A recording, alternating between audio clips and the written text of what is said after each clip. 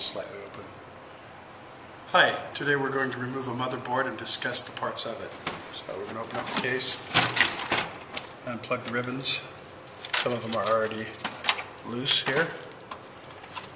All of these would have to be disconnected and out of your way. Make sure you pull these little attachments, these little ribbons, help you pull those out. And then your P1, and if it has the separate 4-pin plug on it, the P1s are sometimes together.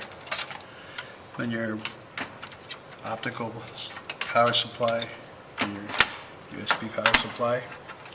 And some of them, a lot of the motherboards have screws that are pretty identifiable. This particular motherboard is pretty simple. You just pick on it, it slides up and out. And make sure that you have all your plugs unplugged. Keeping in mind that you want to ground out before you handle a motherboard. On the motherboard, we have the north bridge and the south bridge. The north bridge is usually always going to be closer to the CPU. CPU is under this heatsink right here. We have the PCI slots. This is a 3-volt. If it were a 5-volt, it actually turned around with this smaller slots towards the front. And then this would be your video card. All the newer ones have the PCI Express. This one has an AGP, and notice it has a little lock tab at the back. Now turning the motherboard around and over, this would be your parallel port. It goes to your printer. This would be your onboard monitor.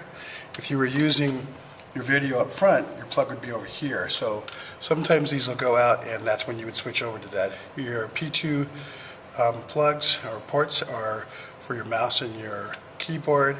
Your USB port's Ethernet port, and then you have your audio in, audio out, and your record. That is basically the motherboard. Now putting it back in.